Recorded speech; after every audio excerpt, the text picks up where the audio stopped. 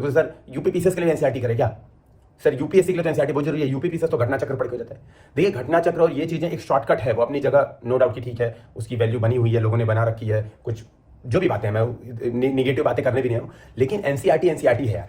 कभी भी गवर्नमेंट के लिए, सरकारी इंस्टीट्यूशंस के लिए जो इंपॉर्टेंट किताब है वो है एनसीईआरटी, है ना। कोई भी आयोग घटना चक्र को मान्य किताब नहीं मानेगा, आयोग किताब मानेगा वो एनसीईआरटी को मानेगा।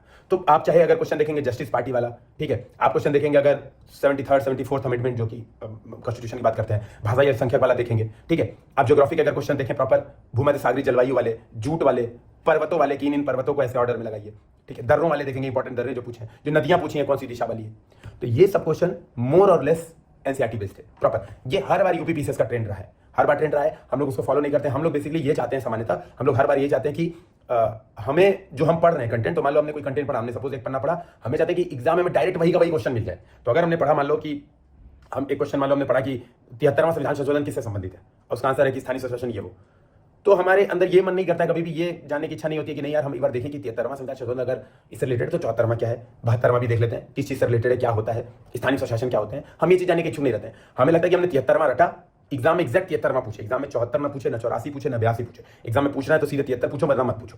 तो ये वाली अप्रोच बड़ी घातक अप्रोच है, जो लोग बार बार बोलते थे घटना चक्र 60 क्वेश्चन आते हैं, 65 आते हैं, वो अभी गिनवा भी देंगे, मुझे पता है। और मैं इस डिबेट में पढ़ना भी नहीं चाहता हूँ भाई, सीधी बात हो सकता है मेरे अंदर नॉलेज कम हो, ज्ञान कम हो, एक्सपीरियंस कम हो, मैं इस बात को पूरी तरह से एक्सेप्ट करता हूँ। लेकिन जो मुझे पेपर देख के फील आती है, जब मैं भी पेपर देता था और उस समय भी मुझे यही फील आती थी कि अगर आपने बेसिक्स एनसीईआरटी बेस्ड पढ़ाई स्टार्ट की है, ये पढ़ाई की है, तो ये सारे क्वेश्चन आप इजीली टैकल कर सकते हैं।